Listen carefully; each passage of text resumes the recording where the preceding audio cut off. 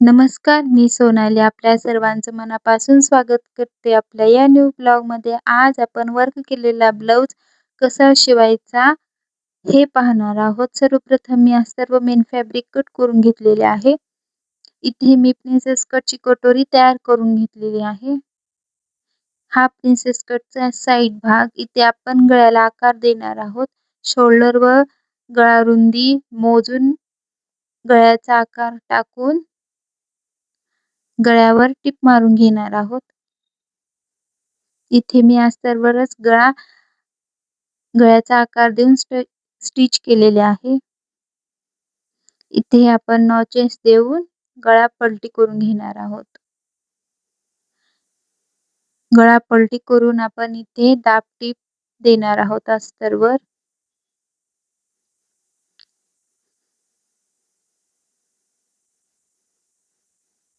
आतमध्ये फोल्ड केल्यानंतर इथे आपण वरील बाजूस प्रेस टिप देणार आहोत.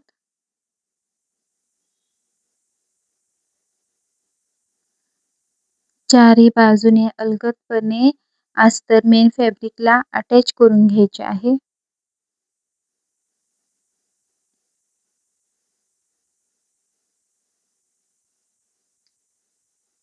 व्यवस्थित साफ करून टिप मारून घ्यायचे आहे. इथे मी एक्स्ट्राचा कपडा कट करून घेत आहे.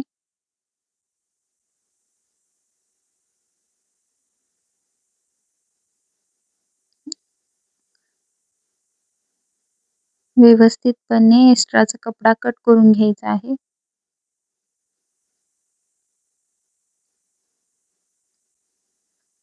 इथे आपले साइड पार्ट्स दोन्ही तयार झालेले आहेत.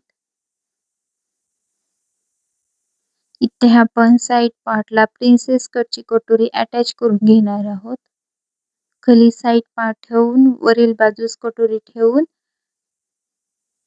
पाऊण इंचाचा शिलाई मार्जिन ठेवून टिप मारून घेणार आहोत.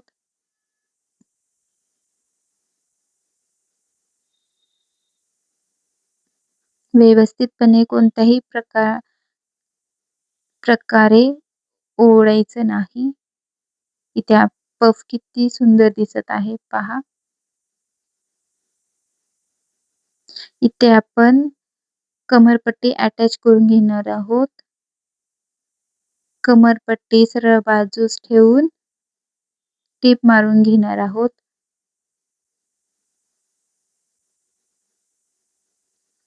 कमरपट्टी सरळ बाजूस ठेवून टिप मारून घेणार आहोत. इथे वरील बाजूस प्रेस टिप देऊन आतील बाजूस फोल्ड करून घ्यायचे आहे.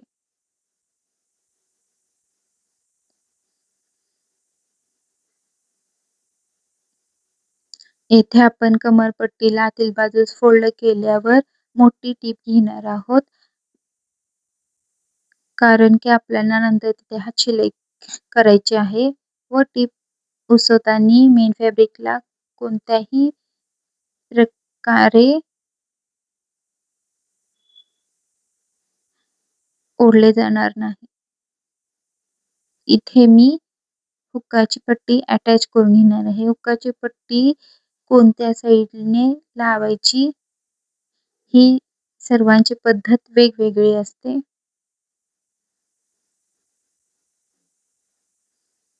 इथे मी प्रेस टिप देऊन आतील बाजूस फोल्ड करून घेणार आहे.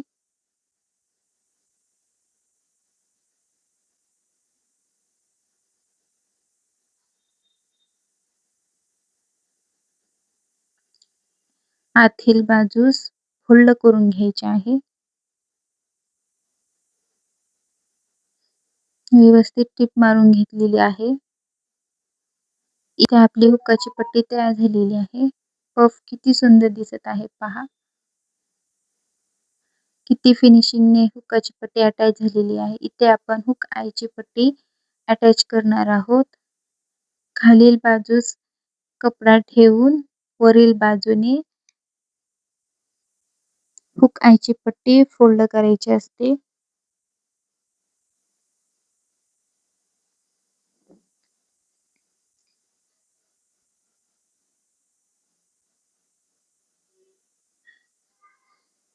माझे व्हिडिओ तुम्हाला कसे वाटतात प्लीज कॉमेंट करा.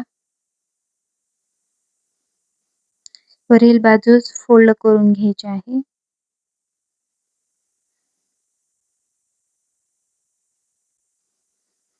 फोल्ड केल्यानंतर आपण इथे प्रेस टिप देणार आहोत.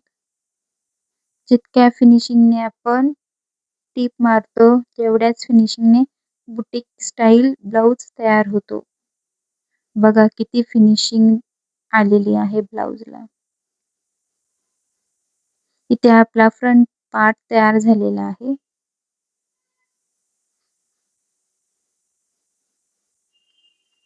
इथे मी मेन फॅब्रिकला अस्तर जॉईन करून घेणार आहे. इथे आपण बाही तयार करून घेणार आहोत.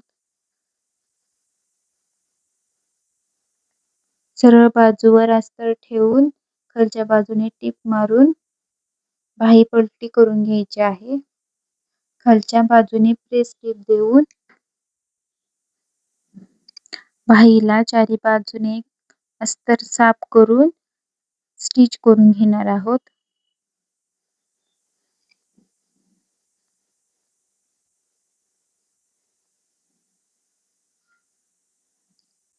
इथे मी एक्स्ट्राचा कपडा कट करून घेत आहे.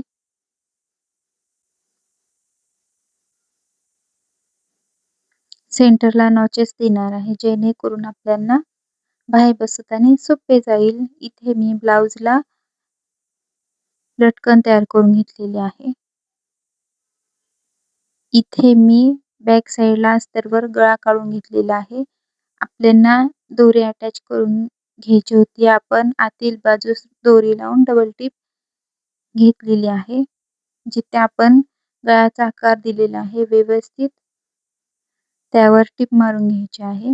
दुसऱ्या बाजूने सुद्धा दोरी अटॅच करणार आहोत. ही पूर्ण शिलाई आतील बाजूस जाणार आहे. गळा कट करून घेणार आहोत. इथे आपण नॉचेस देऊन घेणार आहोत. नॉचेस दिल्यामुळे गळा पलटी करण्यास मदत होतो व गळ्याचा आकार आणखीच उभारून दिसतो. इथे मी खालच्या कमरेच्या बाजूने सुद्धा टिप मारून घेणार आहे. इथे आपण गळ्याचा व कमरेचा भाग आतील बाजूस फोल्ड करून घेणार आहोत. आतील बाजूस पलटी करून घेणार आहोत. इथे मी डबल टिप देत आहे. खालच्या बाजूने सुद्धा नॉचेस देऊन झालेले आहेत. तर आपण मेन फॅब्रिक पलटी मारून घेणार आहोत. इथे आपला कमरेचा व गळ्याचा भाग तयार झालेला आहे. बघा किती फिनिशिंगने गळा सुद्धा पलटी केल्यावर मस्त दिसत आहे. इथे आपण गळ्याला दाब टिप देणार आहोत. दाब टिप दिल्यामुळे गळ्याचा आकार आणखीनच सुंदर दिसतो. बघा किती फिनिशिंगने आपला गळा तयार झालेला आहे. इथे मी कमरेच्या बाजूला सुद्धा टिप मारून घेणार आहे. प्रेस टिप मारून घेणार आहे. इथे आपण कमरपट्टी अटॅच करून करणार नाही कारण आपण खालच्या बाजूने टिप मारून पलटी केलेले आहे. ही सुद्धा पद्धत सोपी असते. अस्तरच्या ब्लाउजला आपण कमरपट्टी लावण्याच्या ऐवजी खालून स्टिच करून पलटी सुद्धा मारू शकतो. व्यवस्थितपणे चारी बाजूने अस्तर साफ करून टिप मारून घ्यायची आहे. एक्स्ट्राचा कपडा मी कट करून घेत आहे. जेवढे आपण फिनिशिंगने काम करतो तितकाच ब्लाउज बुटीक स्टाईल तयार होतो. हा आपला बॅक साईडचा भाग तयार झालेला आहे. फिनिशिंग बघा तुम्ही किती मस्त दिसत आहे. वाव.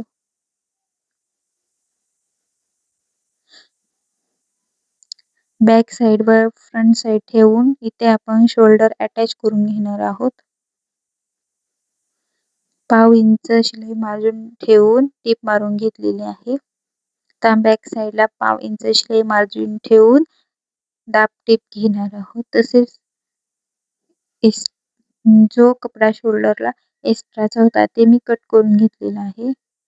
दुसऱ्या बाजूने सुद्धा मी शोल्डर अटॅच करून घेणार आहे. त्याच पद्धतीने 1/2 इंच शिलाई मार्जिन ठेवून टीप मारून घेतलेली आहे व 1/2 इंच शिलाई मार्जिन ठेवून प्रेस टीप मारून घेणार आहे साईडला. ते आपला फ्रंट व बॅक साईड एकमेकांना अटॅच झालेला आहे. आता आपण शोल्डर पट्टीवर बाही ठेवून बाही अटॅच करून घेणार आहोत. बाही ही सेंटर मधून अटॅच करायची असते. बाहीचा खोलगट भाग हा फ्रंट साईडला व थोडा उभारलेला भाग हा बॅक साईडला अटॅच करून घ्यायचा असतो.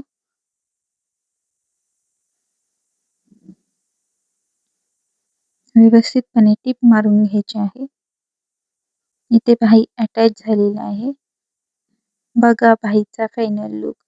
आता बॅक साईडला आतील बाजू सेंटर मध्ये मार्क करून आपण जो ब्लाउजचा सरळ भाग असतो त्याच्या कडेने टीप मारून घेणार आहोत.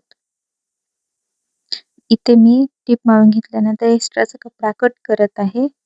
दोन्ही बाजूने मी कडेच्या दिशेने टीप मारून घेतलेली आहे. आता आपण ब्लाउज आतील बाजूस पलटी करून आतील बाजूने फिनिशिंग पहा तुम्ही. इथे मी प्रेस टीप देणार आहे.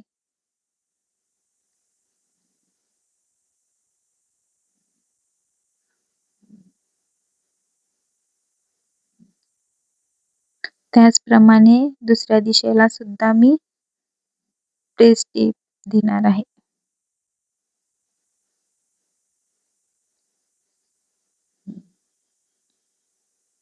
दोन्ही बाजूने आतील बाजूस फिनिशिंग पहा तुम्ही. इथे मी फिटिंगचे माप टाकून घेणार आहे. चेस्टचा चौथा भाग, दंडघेराचा अर्धा भाग व कमरेचा चौथा भाग असे मार्किंग करून त्यावर फिटिंगची टीप मारणार आहे. इथे फिटिंगची टीप झालेली आहे. आपण 1-2 टीप एक्स्ट्राची मारणार आहोत फिटिंगला. इथे माझा काजा तयार झालेला आहे. हा आहे फायनल लुक. बाय.